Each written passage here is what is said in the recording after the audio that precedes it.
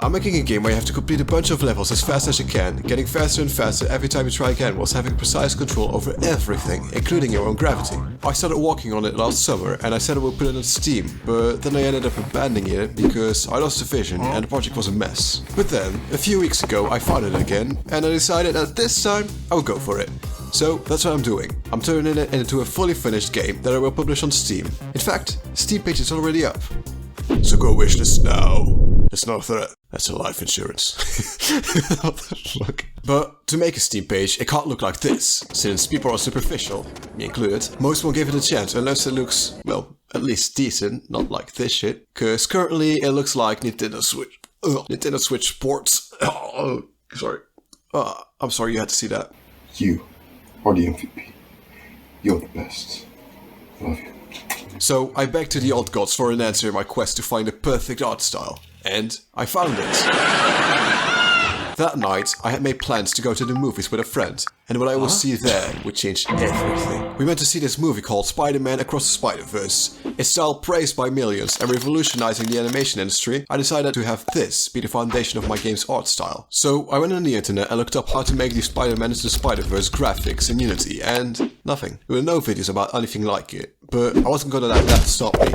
I was making this art style whether YouTube liked it or not. Before making it though, we need to know how the art style works. And as you can see in this image, there's a few things going on. The bloom has this half-plane effect, whilst shadows have lines. And instead of the things going out of focus, they get chromatically aberrated, which is like these red things. That's pretty much all you need to know. Okay, cool. Last thing you can see is that the textures are hand-drawn. Now, I was easily able to make a shader for this by not making a shader for it, because you know how difficult that would be? Insanely difficult. Or I'm just stupid. You know what, it could be that. Instead, I just turned down the amount of colors present on screen. So I then spent the next week painfully putting everything together, starting with the bloom dots effects, which took over half of that time to get working with my non-existent knowledge of shaders. Yeah, it was not fun. But with all that knowledge I had gathered from it, I was sure I was going to be able to make the shadows in a heartbeat. But sadly, oh, wait, no, that actually went a lot faster. It only took like half a day until it didn't. Yeah. As apparently, according to this shader, the sky was also a shadow. Oh, wait, that's also a shadow. Oh, there's also a shadow. Cool, they're all shadows. This is so fun. So just made the whole screen look like a mess of lines. But fuck it. I thought to myself, I'll get back to that later. And so I did. Not get back to that for weeks. Yeah. What I did instead was start working on the story for the game. I spent like 3 days working out a story when I finally got the final idea. You're a ball? A shocker. What a shocker. And you live in a city where people get around by bouncing all over the place. And because of that, it's become a big thing in like ball culture, and there are a lot of competitions to see who's the fastest ball. If you win these competitions, you're a sort of legend in this culture. You're like the best of the best, the creme of the creme. So the game starts with you in one of those competitions, and you immediately get control of the character. But because you've never played, you lose. So because of that, you go on a journey trying to better yourself.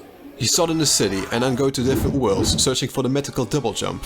But I'm kind of spoiling the story here. So why? Because I scrapped it. So that's like 3 days of work down the drain. Yeah. Fuck. I did, however, keep the worlds, and in the final game you will hopefully have a total of 3 completely different worlds, with each having their own playstyle. In the first water world, which we already made in the last video, and are finishing later on, the gameplay is very linear, with you having to learn how to time your jumps and gravity changes. Whilst the second one will be a lot more diagonal, with a lot of turns and stuff, and the third one will be a free roam type thing, where you have to figure out where the end is, without a hard set path. But the third one will be for a later video. So what about the second map? Well, it's a city. What you're seeing here is very early and barren, but I started off by making this procedurally generated city and getting lost in it for way too long. But then I added textures and got lost in it for even longer.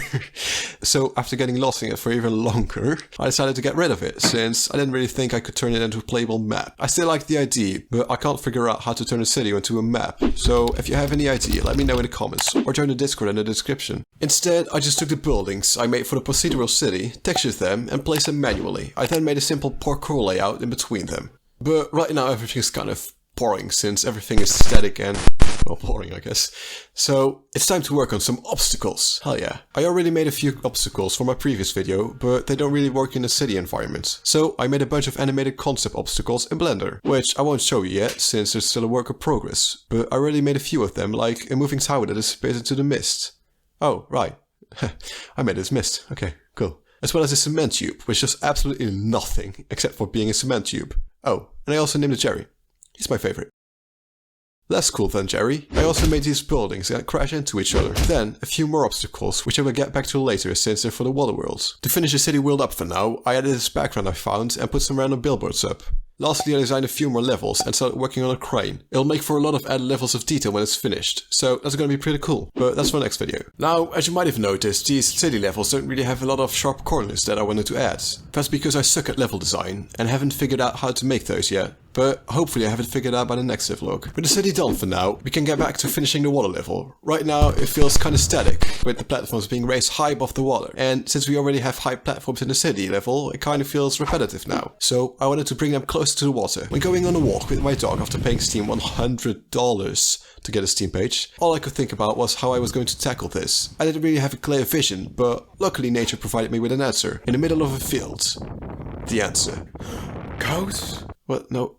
Okay, yeah, that also, but also on the other side of that field, there was a river and things were floating on there. Oh, my bad, of course. Yeah, you added water, didn't you? What? No, you dumb fuck. The whole world's already made out of water, you dumbass. It's buoyancy. I added buoyancy. So, as soon as I got home, I took a nap because I was tired. But then I woke up and I, of course, started working on myself by going to the gym. Oh, fuck, it's raining.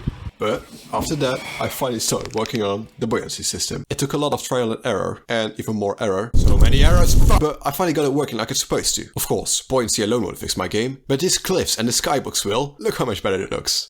So much better. I also promised you guys some more obstacles, so I added these rings with boosters inside them, which will give you a massive boost if you go through them. But the problem is they keep moving, so it's hard to get right. Well, it's your problem, not mine, so I don't know. As well as a spinning revolver ammo thing. I don't know what it is. I mean, it's something. It's an obstacle. That's okay. It's an obstacle. Okay, cool. Now with these things done, I finally have enough to put it on Steam. So I filled in what I needed to fill in. That's a weird question, but I mean, if you really ask for it. And submit it for review. 3 days later. We're good to go. Hell yeah. Approved. All you have to do is click this button. Publish. Fuck. Publish now. Yeah. Oh. Wait. Did I just... My goodness. That's my game. That's so amazing. So yeah, the game is up on Steam now, so go wishlist it. I'm gonna go work on my next video, which will be 3 years of game dev, so see ya.